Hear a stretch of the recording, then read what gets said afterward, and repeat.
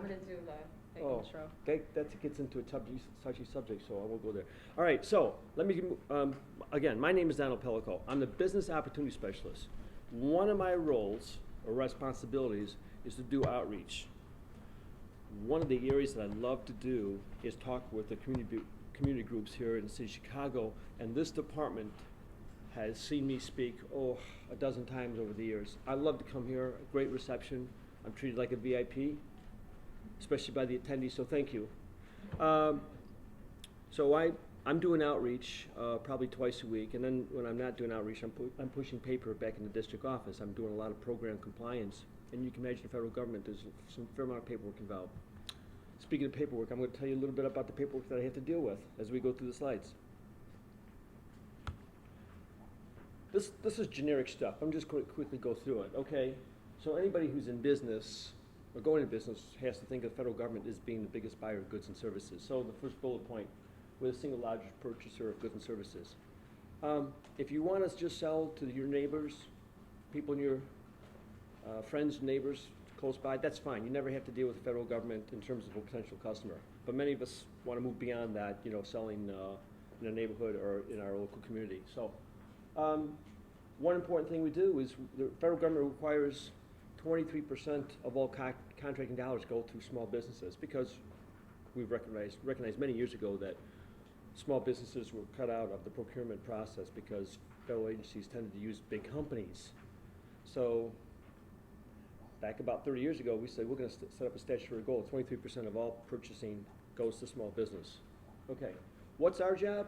Small business administration. We're the advocate for small businesses, of course. We do so much more than that. We're the advocates for those who are thinking about going into business. I would say probably a third of the time I'm talking to people who aren't yet in business, are just trying to figure out what to do, so I talk about that as well. I happen to be a small business owner, and I can talk about the horror stories, or I should say the trials and tribulations that I went through. So I have a lot of empathy for someone who's thinking about going to business and those who are in business and trying to figure out the next step. But basically, we're the advocate, we're the voice for small businesses at the federal level. We're, small businesses, we say this so often, but small business accounts for the vast majority of jobs produced in this country. There's some more stats there. 40% are high tech, and I think that's growing. We're in an era now that the manufacturing is kind of static, but we have a lot of mobile companies doing tech work. So the industry has changed. We have a lot of people using technology and going to those fields. Another example is we're issuing so many more patents than we did before, and the small business community is, by and large, the producer of those patents. Or they're the innovation that drives our economy. Okay. We're always trying to help that next person with that next idea that's going to make a difference for everybody else in the world. Your Googles and Microsofts, those are all small businesses at a time. Dell computers and so forth. They all started with assistance from the SBA or somebody in their neighborhood, a local community organization that gave them guidance. But basically, we're trying to help businesses keep moving in that trajectory, going upwards, growing their business. We don't want you to stay as a one-person employee or stay at a certain level. We want you to grow, and we're always encouraging people to find new ways of selling their product or service. I mentioned that bullet point before, 23%. It's really important for those who are trying to sell to the federal government to realize the federal government has to sell to you. Have to buy your product and services. They have to, because it's a statutory goal. And the SBA rates those agencies based on whether they met their goals or not. It's like a scorecard that you would get in school. We have the red, green, and yellow. Red means you didn't meet your goal. Yellow means you're pretty close, but you have work to do. And we will talk to the agency if they're not meeting their goals. So the other bullet points, remember, is the 5% contracting dollars have to go to women-owned small business, which is one of the fastest growing sectors. Woman-owned small business is a very growing field. A lot of women are starting their own business for many different reasons. And then 3% contracting dollars go to service-enabled veteran-owned small businesses. So understand that if you're fit into one of those categories, realize that the government has to buy your product or service. They have no choice, because the SBA says the statutes say you have to meet your quota to sell to small businesses. Otherwise, the SBA, talking to Congress about that agency's situation, and things will change. What you have to do to sell to the federal government, it's like you do in the private sector. You have to analyze who your potential customer is, okay? You just simply cannot expect a phone call from a federal employee that says, hey, I like your product or service. Let's do business. No, you have to do your research, your homework, to find out what agencies have been buying your product or services. Procurement forecasts. Every agency is required to put out a forecast. So you go to the website, the agency's website, they'll tell you what they think they'll be procuring or buying in the coming 12 months. Now, that's subject to change, of course, because it all depends on what money Congress has allocated to each agency. And some agencies don't get their budget until 6 months into the year. And that's unfortunately how things have been going with the federal government. I mean, if they're not trying to shut us down, they're certainly making our budgets leaner and leaner. So agencies will put a forecast out talking about what they think they're going to need for the coming year. But it's not a guarantee that they're actually going to procure their product or service. However, but it gives you an idea. Hey, if they're trying to do this, if they're trying to buy a product or service, the one that I have available, then I'm going to focus my attention on that agency. There are over 100 agencies out there. So you have to figure out, do your research and find out what agencies are buying what products and services. Looking at their forecast is one way of doing it. Get to know the FAR. Well, let me mention the other bullet point. Procurement Technical Assistance Center. PTACs is what we've referred to at the federal level. PTACs. Procurement Technical Assistance Centers are centers that focus strictly on helping individual business owners understand public sector procurement. That means you can do business with the city, or at the municipal level, at the state level, or at the federal level. That's their expertise. And there's two procurement technical assistance centers. And by the way, that's in that resource guide. Most of those folks who pick those up, you'll see a PTAC center here. There's two in the city of Chicago. One is the Women's Business Development Center that has a PTAC in there on Michigan Avenue. Hispanic PTAC, also in the city as well. So check with your local PTAC if you're trying to understand how to sell to the federal government. They will walk you through the entire process. The FAR, Federal Acquisition Regulation. This is how the federal government buys goods and services. To the rulings that are issued in the FAR, they have to follow the FAR in terms of buying goods and services. It's not like the private sector where you can do a handshake and the deal's done. Not so with the federal government. There's a process they have to follow. I know a lot of folks would say, oh man, it's such a complicated process.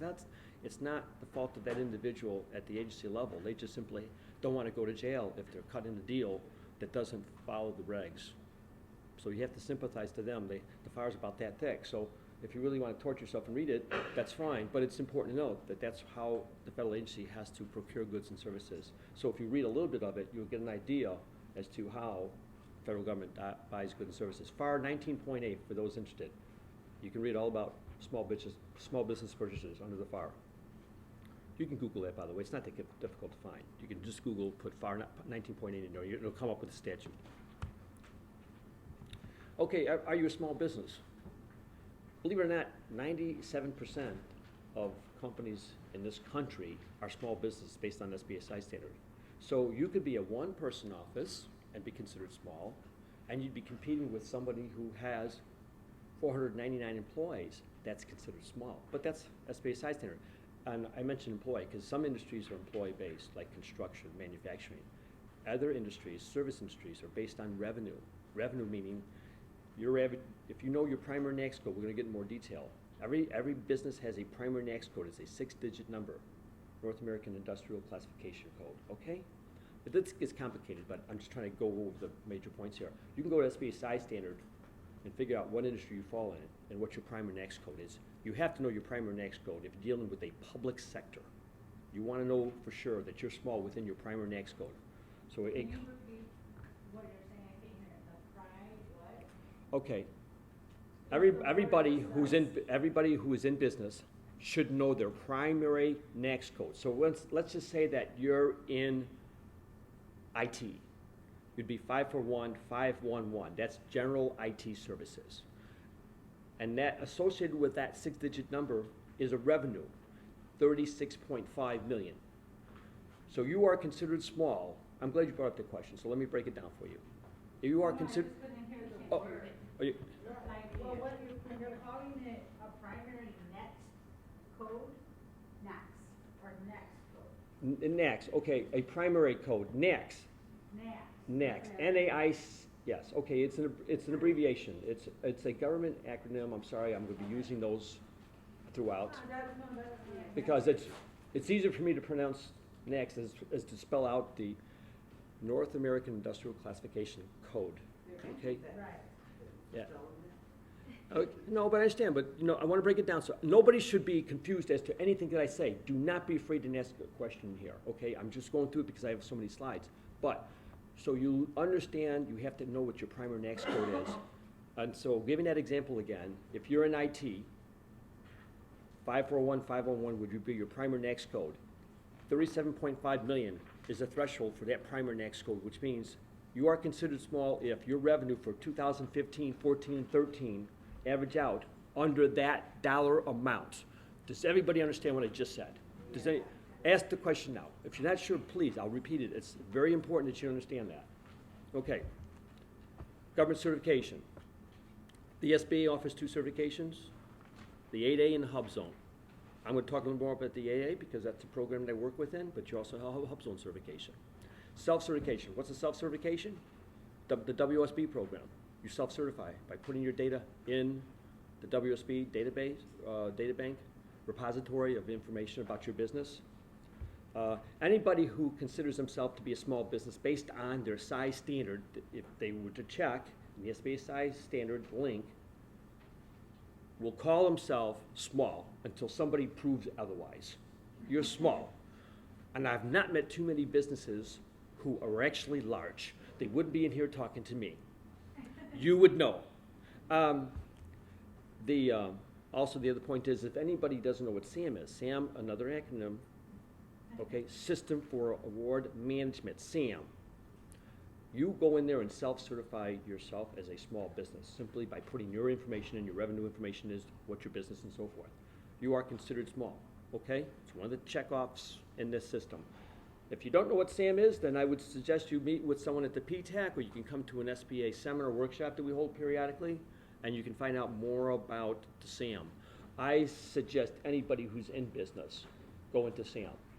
It's mainly for those who are trying to sell to the federal government, but not always, because there are some major prime companies trying to find, let's say, minority vendors or just any small business that does a particular type of product or service, and they'll look in the SAM website. They'll do a small business search, and they'll either use keywords or they'll use a NACS code. They'll find a way to see who are some vendors they are interested in doing business with. So if you're not in the SAM, you don't exist. It was basically the Yellow Pages of years ago. I talked about the data program a little bit. Here it is. It's a 9-year program. You would choose this program if you think that the certification will help you grow your business. Certification is not for everybody, of course. You invest a fair amount of time and energy into going after this certification or any other certification. You have to make a commitment. This is the certification you're going to need to grow your business, to get the help you need in growing that business. So 8A certification, simply, you go online. First, you would talk with the SBA and come to what we would call an 8A orientation, the 3rd Wednesday of every month in the Illinois District Office. You would come in and we'd give you an overview. It's a 2-hour presentation.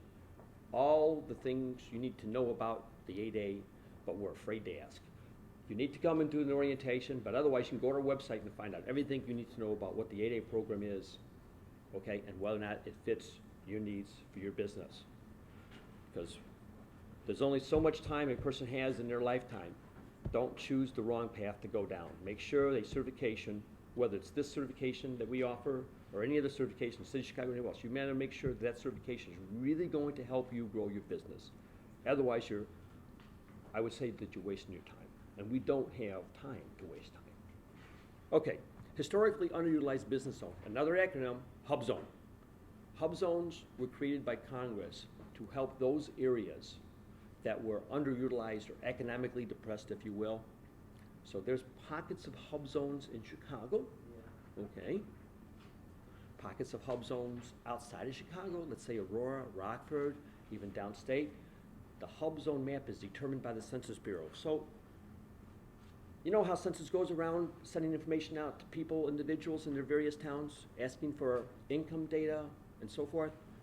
The reason that's important is that determines whether or not a town's gonna get federal money and so forth, and whether that area qualifies as a hub zone. So, the next time census comes around and sends you something about, information about your particular family or whatever, your business, answer that. Because you're doing yourself a disservice if you don't. You're cheating yourself and your community out of potential opportunities from the federal government. Okay? Otherwise, they would not know. But that's how hub zones are created. And they change based on information they collect. Every 10 years, they do that major census. But in between, they also do it collecting information as well. Don't ever neglect to respond to a census questionnaire. Oh, you have a question. Now, if you keep in mind, when I do a slide, the subsequent slide may answer that question because it goes into more detail. But go ahead, ma'am. Go ahead, Alex. AA orientation, you said? Right. So let me repeat that. The 8A orientation talks about the 8A certification, and it's the third Wednesday of every month from 8A. 8, the number 8, and then the letter A. Okay. 8A refers to the statute that created the program. Right. Congress created the program, and the legislation starts with 8A. That's the piece that starts the legislation that creates the program. You'll hear me say like 7A, 8A, and so forth. That's the legislation created by Congress. So we refer to that as that part of the legislation that created the program. Women business owners. Women-owned small business. If you're a woman-owned small business, you should be in the database where you put in, it's a repository of information about your business, okay? Remember the statutory goal of 5% I mentioned earlier in a previous slide? You want to get part of that. So if you're a woman-owned small business, put that information in. SBA is actually doing something really great here, okay? They're making that a certification program, yeah. Which means, like the 8A program, you're going to be able to get sole source contracts eventually. Right now, they're creating, they're fine-tuning the statute, putting it in the FAR. Remember I told you about the FAR? That's the language that contracting officers need to guide them along to buy a product or service from a contractor or a business owner. So the government, the agencies are waiting for that to be put into the FAR so that they can start talking to women-owned small business owners about set-aside contracts, sole source contracts, which a sole source contract is the agency dealing directly with that business owner and not dealing with the rest of the world in terms of customers. It's a fantastic deal. So take the time, if you're a woman-owned small business, to put your information in there. But the SBA now is moving towards what they call certified.gov, where if you're in the WSB data bank, your information is being transferred or migrated over to the certified.gov. But if you're a woman who's thinking about going into business, you wouldn't go into WSB, you're going to go right to certified.gov. Now it's brand new. We're talking about something that's less than a month old. I'm giving you, right off the press, new information here. They sent me to Atlanta, Georgia to talk about this. I think it's fantastic. It's good. The SBA, I'm going to get into this later, but the SBA is really transforming itself. We're becoming unbureaucratic. We're really trying to simplify the process of dealing with our agency and influencing other agencies to keep it simple. The small disadvantaged business. I told you before, this is self-certification, like WSB, SDB. You are considered small disadvantaged business if you qualify based on revenue and your social economic status. Should I give examples? Okay. If you're Hispanic, Black American, Asian, specific, those sort of categories, you're considered socially disadvantaged. Economically disadvantaged means you meet the parameters or thresholds of income and assets. I won't go into that in greater details. We touch on it a little later. Understand. So socially and economically disadvantaged business owners. Okay. So that's SDB. Okay. It's a self-certification. People have on their business cards, small disadvantaged business. That's great. It can help them open doors. If you fit that category, leverage it. Okay. I talked to you before, that's why I say some slides will cover, I mean, I sometimes go ahead of myself, but forgive me. SAM.gov. If you're a business owner, go into SAM, small, large. If you're a business owner and you want the world to know that you exist, you go into SAM.gov, period. And if you need help understanding how to put that information in, it's pretty straightforward, but however, if you still need help, you can talk to your local PTAC, you can talk to the SBA, we'll help you. That's not our data bank, by the way, that's managed by the GSA, General Service Administration. And they have training periodically around the area about this and other things to do for what other small businesses need to work with the federal government. Remember I told you about the next code? Here I am repeating myself, unfortunately. The census.gov, okay? You can go into census.gov and look at the information they collect on a business or on a community, okay? Very important. A lot of people don't really know what the Census Bureau does. Well, I can tell you, one of the important things they do is keep track of the communities and the economic part of that community, okay? So be aware of what the census does. They have a very important role to play, okay? Another website to go to is FBO, okay? Federal Procurement Opportunities. This is really important if you're really looking for contract opportunities. The federal government is required to put every contract that's valued $25,000 or more in FBO. They have to publish it. So be aware of that.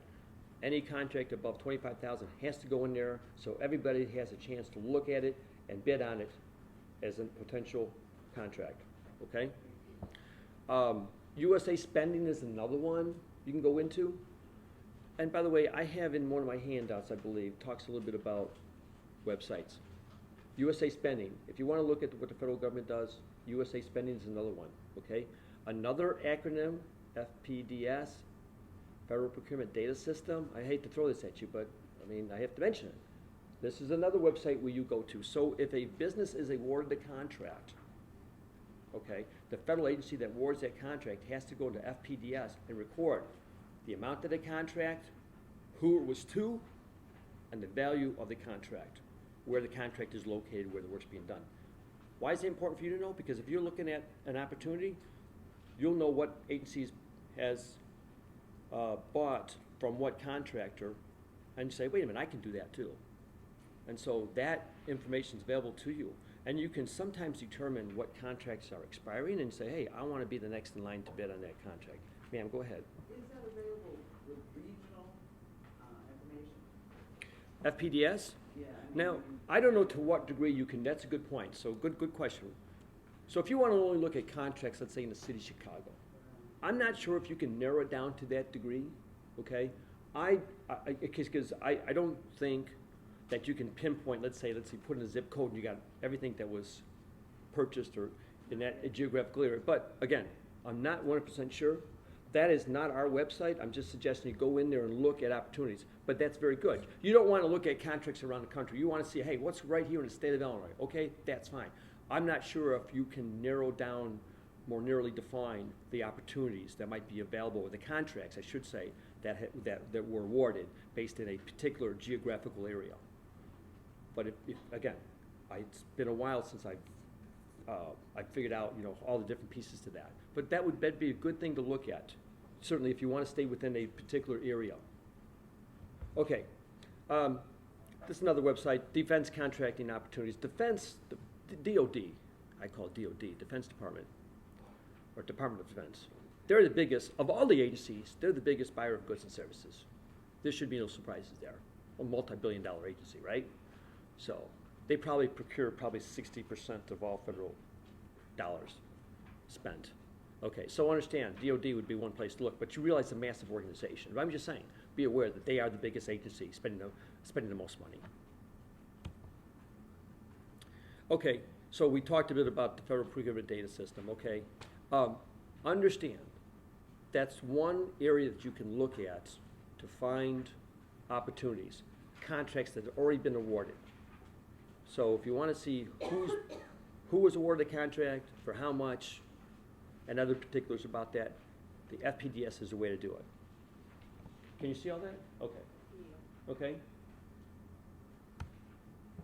I mentioned, here I am going ahead of myself, but that's okay. I haven't memorized all the sites. USA Spending. okay? For those who want to take notes, I thought that Jenny said she made a copy of the presentation.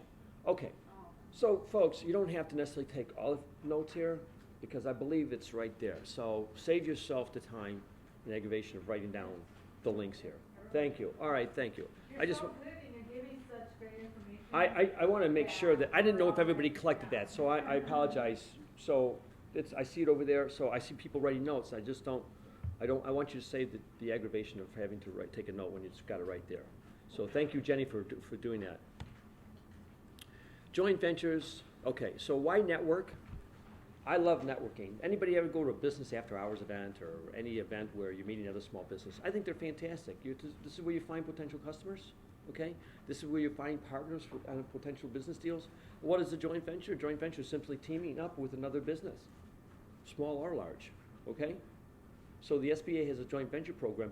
If you're an 8A firm, you can joint venture with another firm and go after projects that you know that you cannot deal with on your own, okay?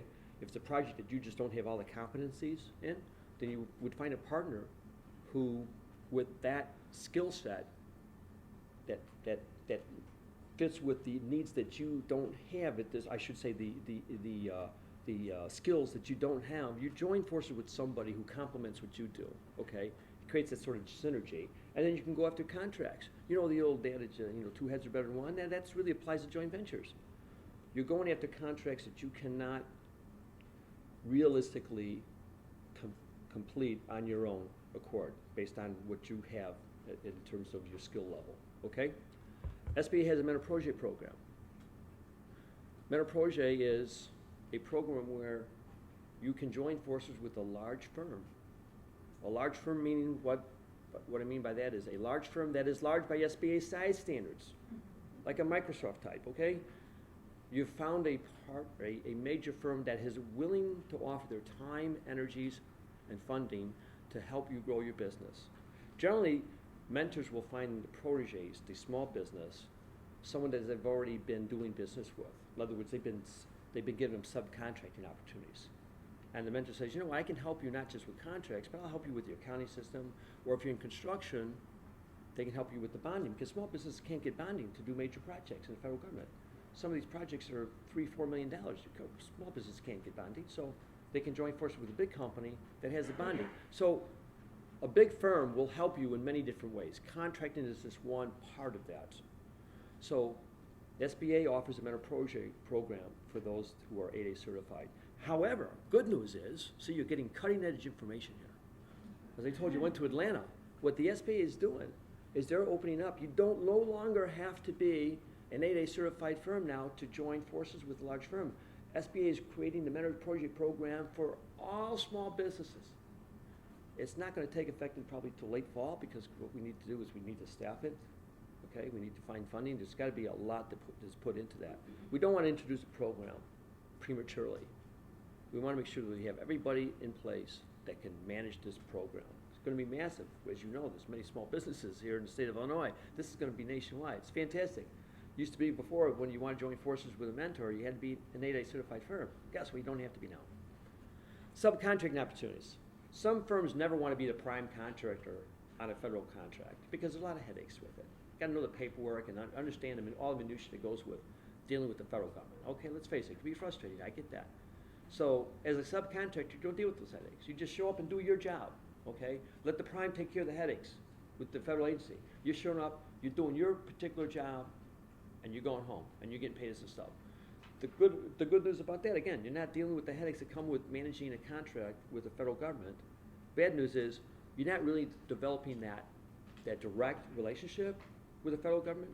The federal agency is usually just seeing the prime contractor and not really dealing directly with the sub. So you're not developing a strong relationship as you would as a prime contractor, but eventually you can sneak in the door and make yourself visible with the federal agency contracting officers.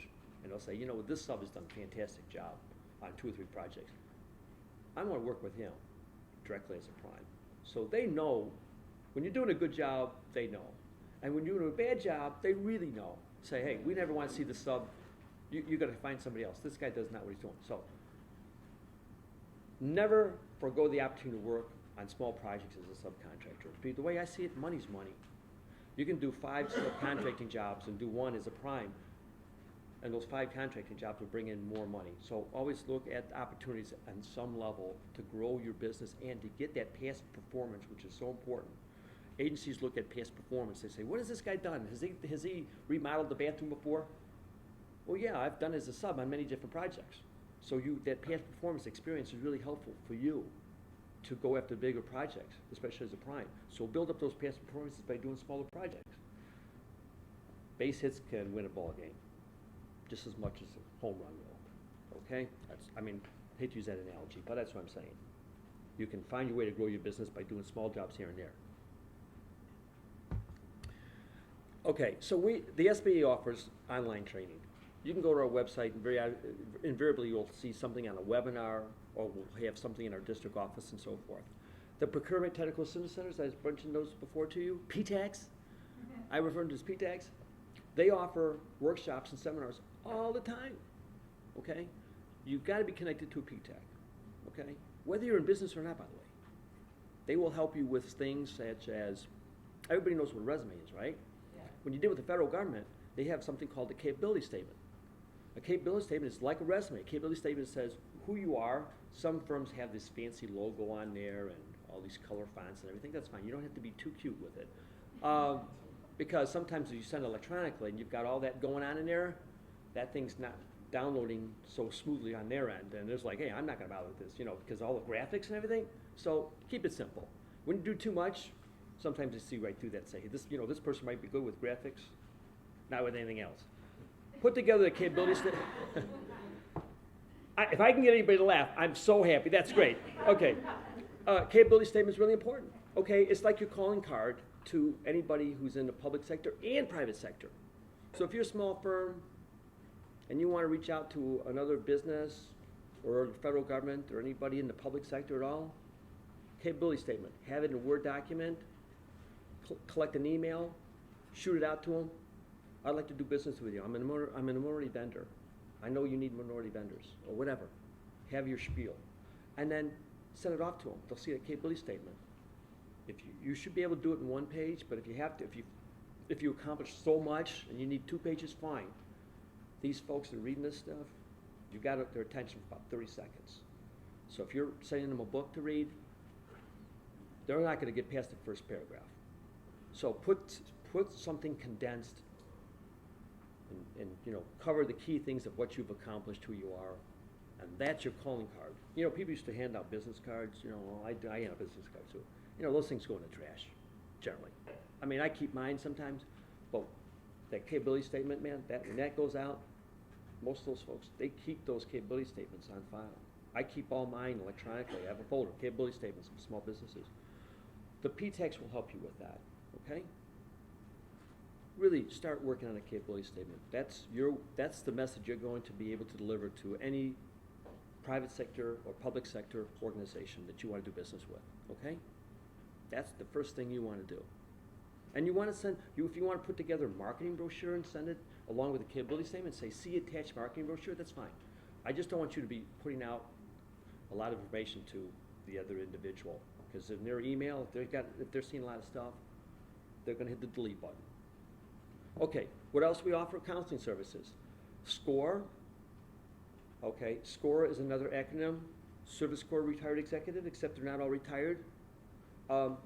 We now call them Senior Service Corps Retired Executive. Basically, these are individuals who, if they're not retired, have many years of experience in their particular business. And if you want to talk to them about your business idea or taking your business to the next level, when you call the Illinois District Office, our SCORE folks work right in our office with us. And you say, hey, I want a one-on-one 15-minute meeting with you. And they'll sit down. You're going to be talking with somebody who's familiar with your business, because that's what they did for the last 30, 40 years. Repeat that, one-on-one 15-minute. Okay, so SCORE will offer one-on-one no, I like the questions, I really do. SCORE offers one-on-one meetings with you. Who doesn't like that who doesn't like that tension? And that's what SCORE gives you. They give you that special attention. You have 15 minutes alone with somebody to talk about whatever business need or issue you have. and it's free. I always take advantage of free, like this free bottle of water. Well, I don't know, there's 2 ounces, I don't know what it is, not with the plastic that you, but, so SCORE is throughout the state of Illinois. I live in Glen Ellen, we have SCORE chapter out there, Foxville SCORE chapter. City of Chicago has the biggest SCORE chapter in the state of Illinois. And they're in the book, the handout that I gave you, the resource guide, or you can just Google SCORE, you call them up and say, hey, I want to have a meeting with SCORE, this is my business, this is my idea. You need to give them that information because they need to line you up with the right person who's got that background. Somebody had a question, go ahead. No, I just wanted to mention that I actually utilize SCORE. Oh, there And you I go. visit my SCORE mentor about once a month, once every 6 weeks, depending on his schedule, and it's an hour meeting. Okay, so you mentioned the SCORE mentor. Hey, here's a nice testimonial there for you. I like that. So, if you don't mind, since you volunteered that, you originally went to SCORE, did you not? What did you start with? You called? I started Could you with explain to everybody else? workshops. Okay, They have a lot of great workshops, and then they encourage you to utilize their mentors. So I signed up for a mentor because he gave me a discount on the workshop.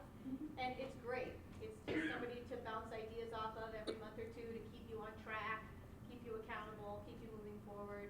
I love it. Okay, I love great. my mentor. okay, so she started out with a phone call to SCORE. She had an initial meeting with them, but I believe she also went to a SCORE workshop is what I heard, okay? They have a certification program which I went through, yeah. So, SCORE offers these seminars throughout the year. They're usually right there in our district office, but sometimes they're off-site. But she started out with a phone call to SCORE, found out about the workshops, went to their website, whatever, went to attend a workshop, developed a rapport with somebody at SCORE, and then that led to the mentorship with SCORE. They call it a mentorship. It's not exactly like the mentorship that we provide through the 8A program. A mentor is somebody who's willing to follow you along chronologically as you move in a certain direction. They'll demand on you, so they'll say, hey, we'd like you to do this, this, and this. I could be wrong. You're going to try and heed their advice. If they're saying, hey, try to do this and this, and you show up next month and you haven't done anything that they've asked you to do, they're like, hey, wait, I'm wasting my time with you. I got other folks to help.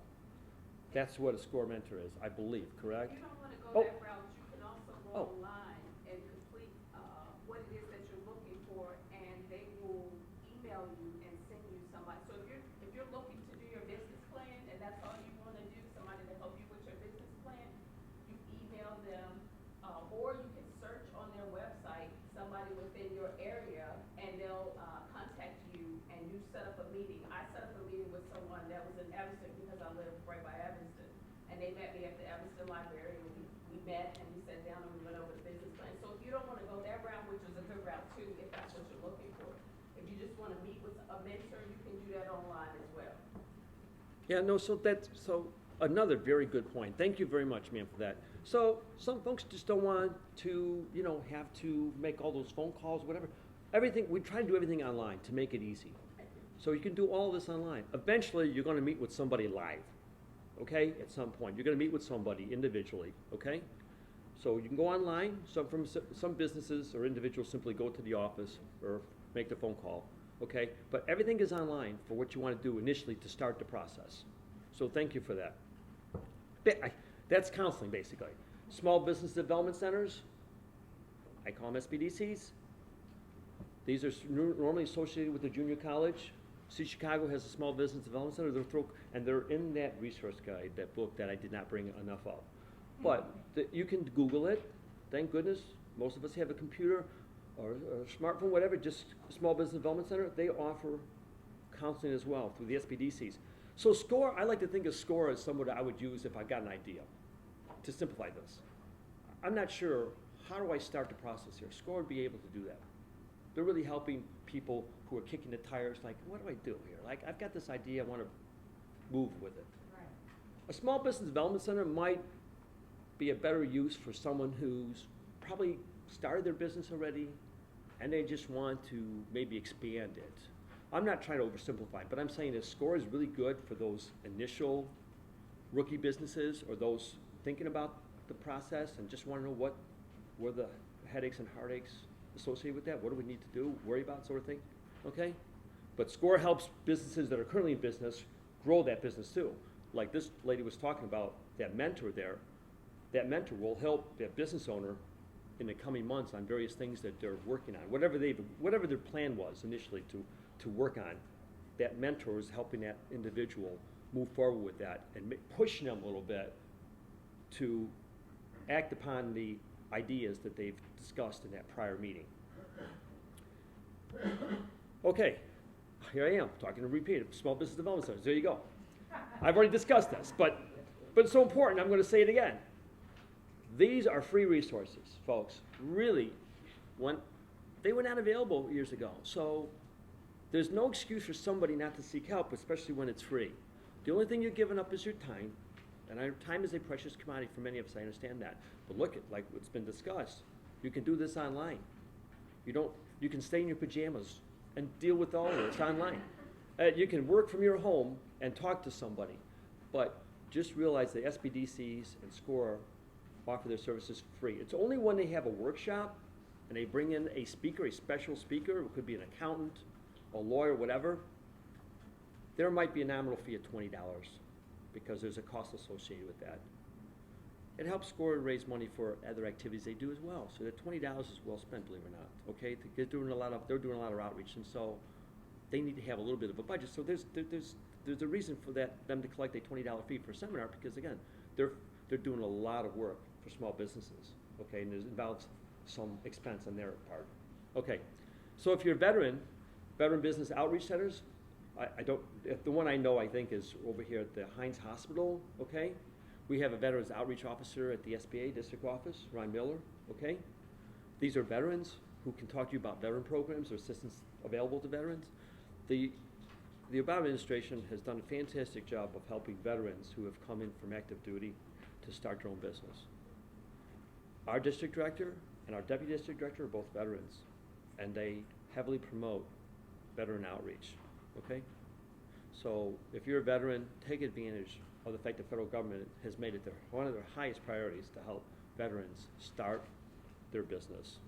Okay, we do a lot of veteran outreach. So please take advantage of the fact that you devoted your life for this country. The Obama administration has done a fantastic job of trying to return the favor. That's simply all I want to say on that. If you're a veteran, please understand where your Veteran Outreach Center is. Again, you can call Ron Miller. There's a general number in that information I gave you. Call Ron Miller and look him up in the SBA directory, and he'll explain to you the veteran outreach centers or what help veterans can get from the federal government, but the SBA in particular. Talked about the Women's Business Center. With the Women's Business Center, the one that's closest here, I guess, is right on Michigan Avenue, 8 South Michigan. Has anybody been to a Women's Business Center? There you go. I think I'm close with that address. I think it's 8 South Michigan. It's 8 South. Okay, and by the way, you don't have to be a woman to use the Women's Business Center.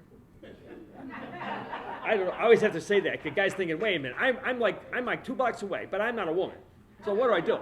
No, they don't turn anybody down. You do receive assistance. Do you mind, if it's okay with you, I'll put you on the spot. What kind of help did you get from the WBC? Actually, I'm in the SET program, Self-Employment Training, which is a federal program, and it's being run by one of the agencies that it's doing the program is the Women's Business Development Center. So it's a lot of the similar stuff with scores, helping you with your business plan, your financial statements, just how to get set up, how to get going, and then you can get grants and loans and things like that. I don't want to touch on grants. You know, if people think, be calling me, say, where can I get a grant? You know. But anyway, so Women's Business Center right here. There's Women's Business Center in Joliet, and another one in the metro area.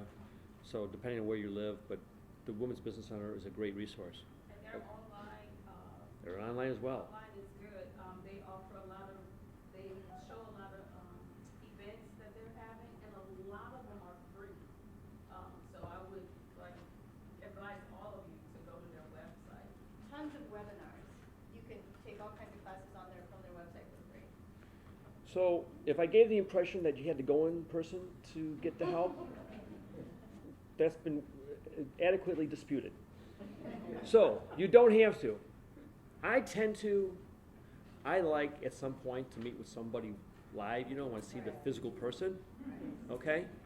But webinars are great if you know, let's say you're stressed for time and you want to do a 20-minute, half-hour webinar, that's great, okay? So you don't have to get in the car and go somewhere to get the help you need, as been evidenced by the great statements made by people currently using the WBC or SCORE, or anybody else. A lot of stuff is online. We're not trying to make this very simple, easy accessible. Okay, Chambers of Commerce. I'm a big fan of Chambers of Commerce. You have Chamber of Commerce right here in Chicago. Every community pretty much has a Chamber of Commerce. And if you're a small business owner, you definitely want to be connected with the Chamber of Commerce. I use the chambers for my small business. I do networking events with them. They do a lot of chambers are very active. They hold business after hours and so forth. I'm a big fan of the chambers. They're your voice in the community. I'm working with them right now. Okay. Give me an idea who you're working with, just so I know, so everybody else knows. Haley, I don't know how to pronounce her last Which chamber, I guess? Is it? Oh, it's downtown, it's down Okay. here. And, but I haven't been downtown, I've been communicating with her online. The support that I need is, easy for us to do it online through email communication and other resources online. But the resources that Haley has provided me with have been phenomenal. Give me an example of some of the. I'm doing two different things, so I'm doing an export business, so she's Okay. helping me in that area, and then, as far as getting the proper licensing and different things like that, so it's really been beneficial to steer me in the right direction so I won't fall off, because there's so much stuff, depending on what you're looking for, what expertise you're looking for, there's so much stuff that you can get lost online, and you do need somebody to kind of horn you back in, and that's what she's been doing for me. So, there you have it. If you're in business, you're dealing with a license or something of that nature right in the very beginning, right in the very get-go. A county, city, you're dealing with a license issue, So, that's revenue for them. But the chamber's gonna help you with that. You really wanna know that up front, or you wanna know that sooner rather than later. Operating as a business and you didn't get your license, next thing you know, you're getting a call or communication from the county or city, say, hey, I don't, this license that you don't have, we need to talk. So, you want it, those are things you want to know sooner rather than later and deal with those. Somebody had a question there. Can I get to, ma'am, go. Great comment about the chambers, local chambers, they oftentimes, depending on where you're at, have free services. They might have money to get your entity taken care of at no cost to you. The business plan, somebody is there, no cost to you. So they're really great resources right in your neighborhood. I happen to be a very big fan of chamber because my local business, my chamber supports my business. They're out promoting it when they send the e-blast out and so forth, and they want, those chambers really want your business to grow. So they're doing everything possible, working with the village, city, or town to make sure that whatever needs, issues you have, they're going to be dealt with fairly. And that chamber has leverage. That town's not going to mess with you. Hey, I'm a chamber member, and I'm getting some pushback and so forth. The chamber making a call to the village clerk or whatever, say, hey, quit messing around here, or we're going to be on your case. So your voice is on steroids when you're with the chamber. Basically, you got that leverage. You got that community of business owners backing you up. So thank you for. Memberships are low cost. Well, what's the membership? $150 for you? I don't know. It depends on the community, but you see, it's nominal, huh? Depends on the chamber. It depends on the chamber, It varies but a it's lot. not a significant amount of money, to my knowledge. I belong to 4 chambers. Oh, there you go. And, because I'm a home-based business, and so I don't have a specific brick and mortar, but I joined the chambers in my targeted areas. And there's one that's free, Portage Park is free the first year. Wow. Logan Square was $100, Lakeview and Lincoln Park are $275. But it has been a wonderful resource for networking. I go to their There you events go, every networking. month. And just like I needed to find some insurance. I went to a networking breakfast the other day. I have like 4 insurance people now trying to sell insurance. Like they hook you up with people like that. They'll let you know like who your target market is. They'll do email introductions for you. Hey, you should talk to this childcare provider. They'd be a good resource for you. And then they do an email introduction. So it's just great about like hooking up with people that can help you move forward, that you can partner with. It's been a great resource. You know what's nice about a chamber? The small business owners really do want to help another small business owner. I never met a small business owner who kept all their knowledge and experience to themselves. When you go to a networking event, you're going to meet people who are eager to help you. They're eager to help you. So you're with like-minded people who want to see you succeed. I don't want to overplay the chamber piece here, but I think you get my point is, if there's a chamber near you, You have $100 to buy into the membership. Of course, some, like she said, some memberships are free. They let you go to their events until you really are convinced this is what you want to be a part of. I go to chamber events that I'm not a chamber member of. They're just happy to have you there to share ideas and thoughts. So you can come as a guest. I love the business after our events because, well, free food and drinks and everything else. But that's not the reason I go, of course. But I'm saying it's a way for you to, in a safer environment, to get assistance and to have a free exchange of ideas and thoughts. And so I like the chamber events because there's, it's a kind of a fun environment, and you're with people who really want to help you. They want to give back to the next business owner who's trying to figure it all out. Somebody had a question back there or no? I'm just seeing things. Okay, but yeah, there you go. Go ahead. The SBDC, do you know if they give assistance for non-for-profits? 'Cause I know Yes, they do. sport- Yes, they do. okay. Yes. That's a good question. Yes, they do. Dynamic Small Business Search, I think I touched on this briefly. Go into SAM, fill out your profile. At the end of that profile, when you fill out your SAM profile, you'll have the SBA profile at the very end. You'll click that, and you'll fill out a small SBA profile. So if a federal agency or another business is trying to find you, they'll do a small business dynamic search. They'll put in keywords, product information, a NAICS code. I've heard that before. They'll put in something. And if you've done your information, you've uploaded your information into that profile, the SAM profile, you're going to show up as a potential business that they can do business with. So you got to be having your information in the SAM profile to be found. They're not going to find you through a referral from your aunt or uncle or whatever. You know what I mean? Okay. Okay. That's it for questions. Let me just summarize this. When I talk to a group of this size, you've got some person who's got an idea that's still an idea in the idea stage. Then you got firms that are in business for 10 years.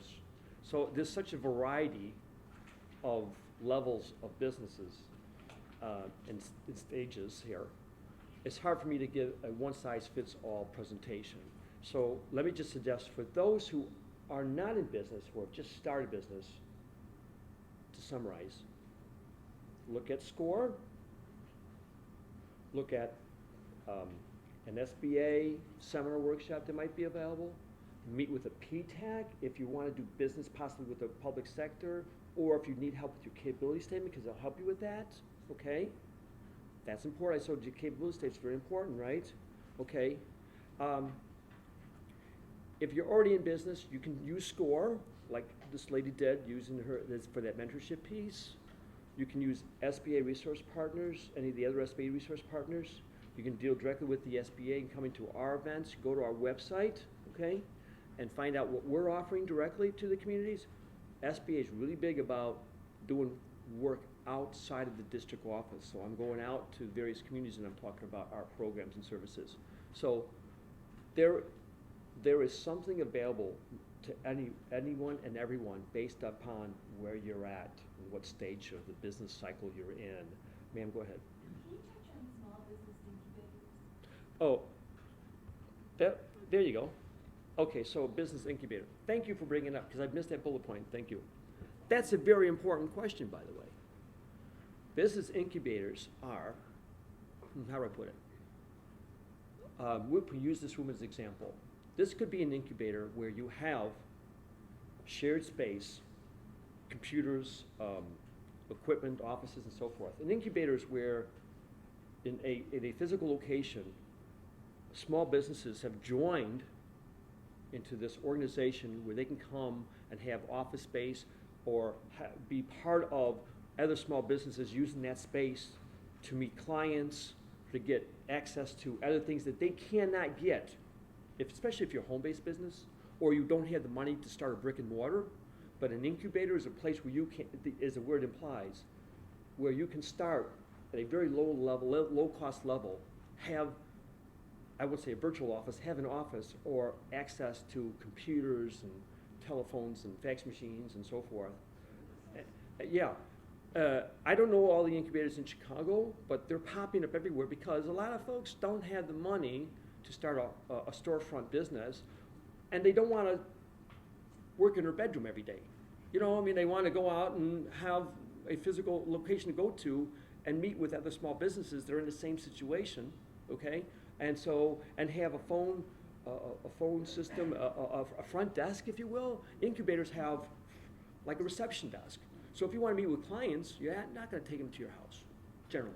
But an incubator, I know that you want to add to that. So tell me what is your impression of an incubator? Please share with us. I love them. There you go. They're a great place But give me more to work. detail, though. Give everybody else more detail. When you say you love them, can you expand on I that? love them because if you're going from home base or you want to be a real legal entity, you need an address outside your home.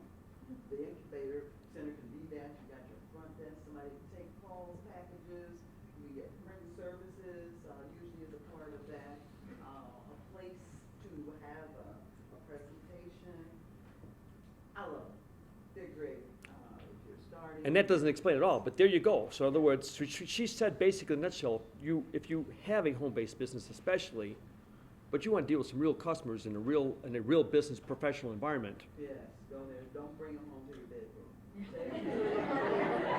I know if I had mentioned bedroom, I knew that was going to come back to haunt me.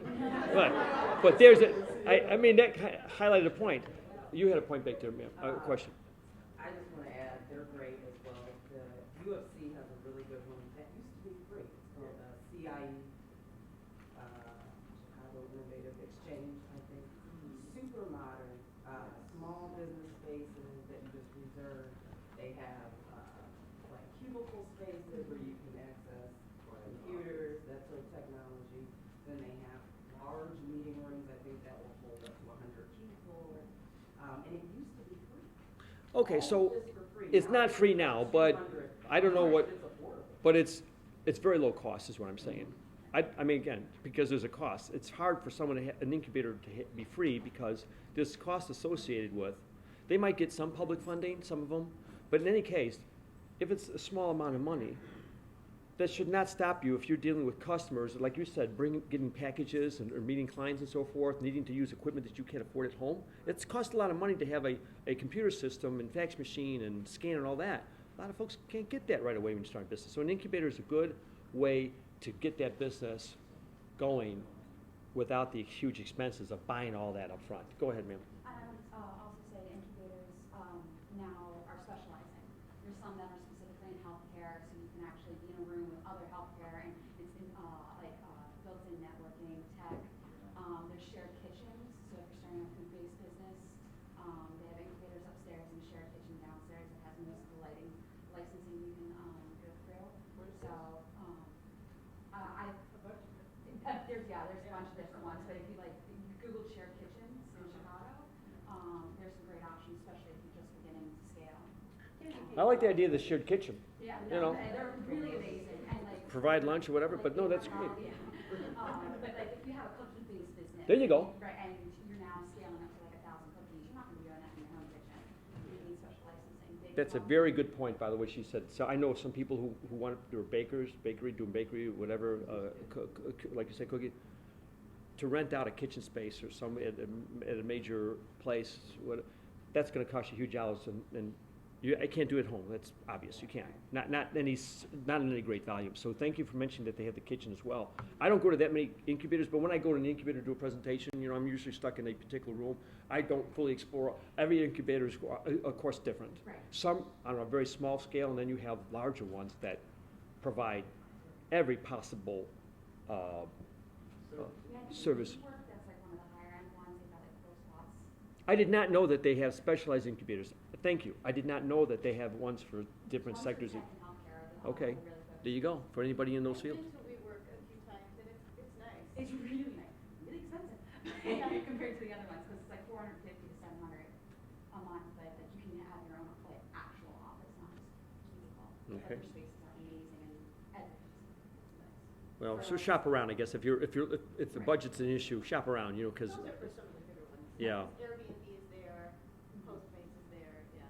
do you see what I learn when I do these presentations? I learn more every time we do a presentation. And then next presentation, I'll be able to say, by the way, they have kitchens. Back there, man. Just one other resource that is still free, State Farm Yes. Forget. Oh, what it's next called, like door. next And then door. next door, they are amazing. That's a I great haven't place. visited yet. Could you tell me what that is so I know? What is that? I've been to a couple of their workshops. Oh, It's nice. And they do, financial planning. All free. Financial planning, they do, business development, and then they also will pick, like, a small number of organizations, businesses or nonprofits, sign you up to a nonprofit, and they will help you actually develop your plan, for a year, they actually mentor you for a year. State Farm. State Farm. It's all Because next it's all door about and being a it's good run neighbor. by- You know, I did not know that. It's And, on you know, I should as a, Diversity Right by Clark. Yeah. In Okay. Lakeview.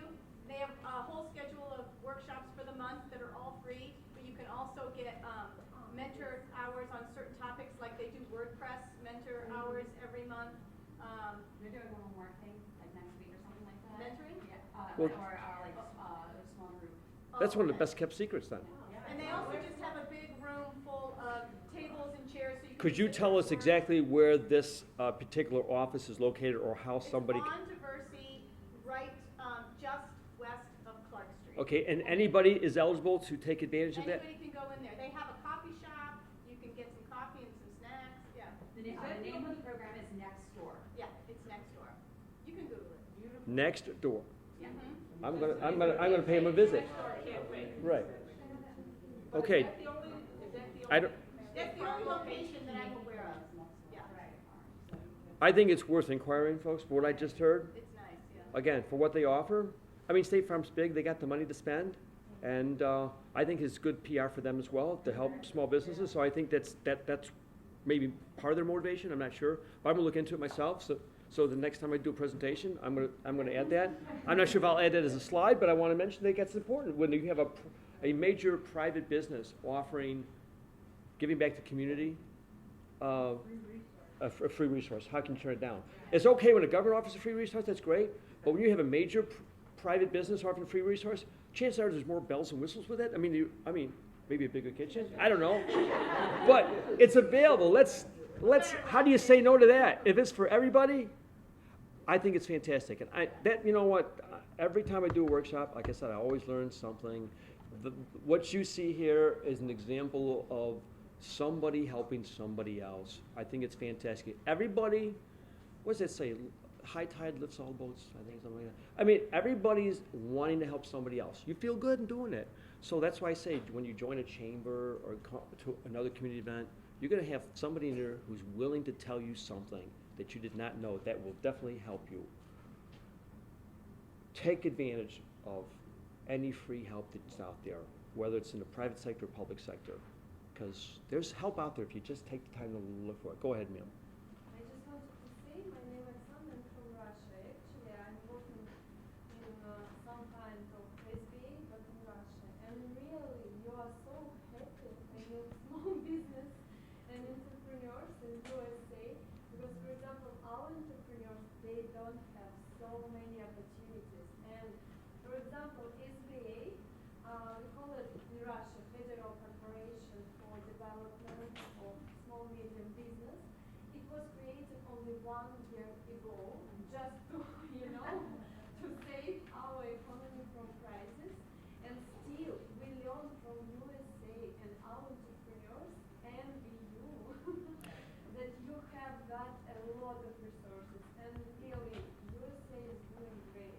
And we are amazed, and especially me, for example, I have professional fellowship here just to learn because, we are like on another planet.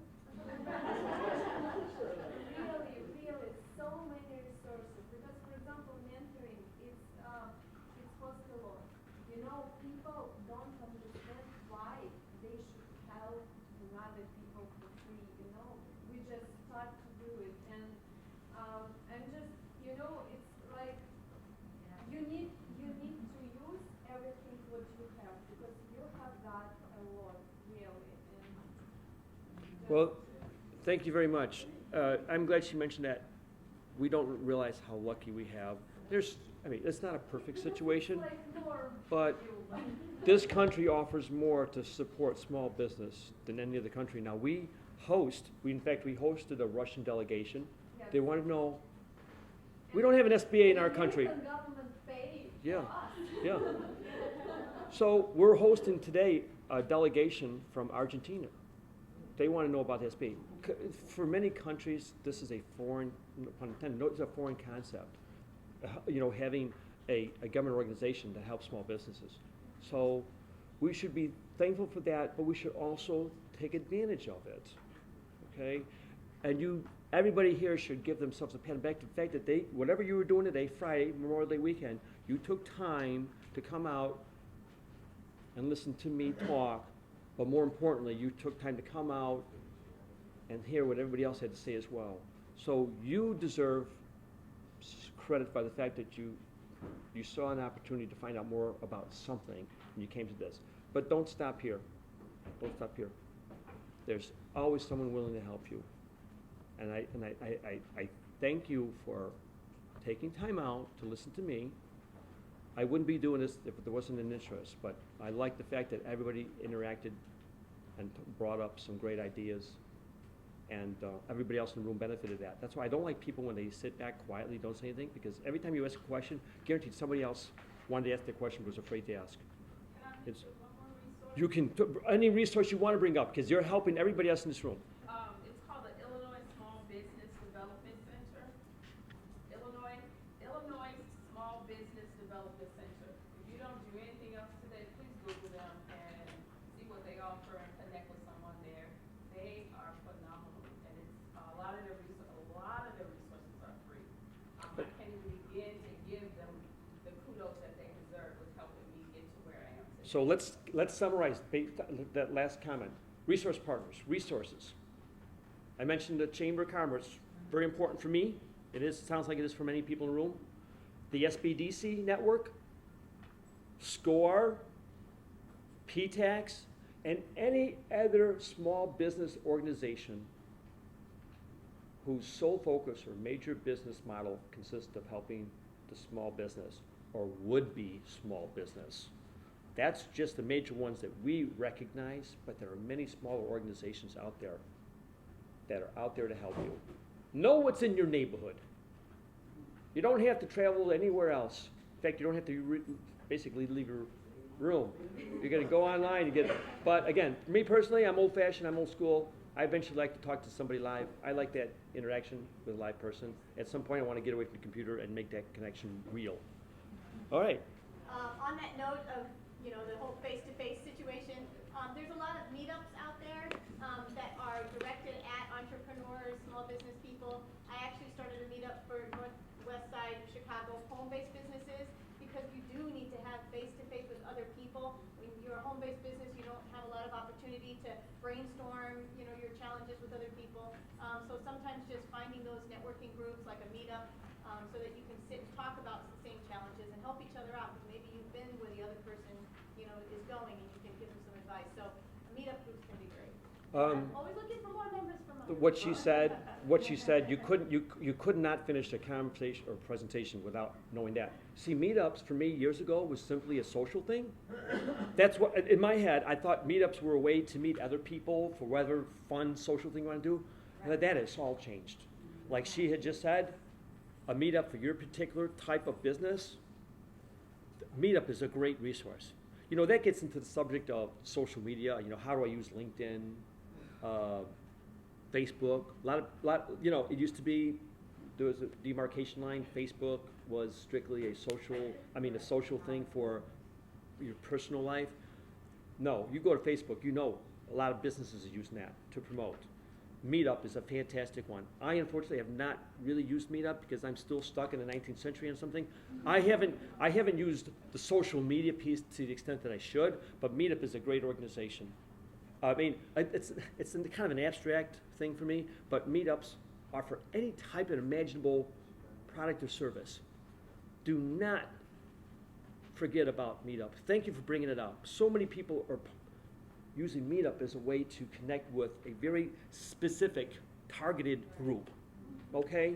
For lack of a better. Exactly what you want to talk about Yeah. before you get there. You're in a room with people who are doing it, thinking the same thing you're thinking, okay? And it's fun, okay? Because Meetups can be, it's like business after hours sort of thing, You're having fun and doing business at the same time. You can't beat that. Right. question back there? I Nope. missed the introduction. Is this you, Donald? I am Donald.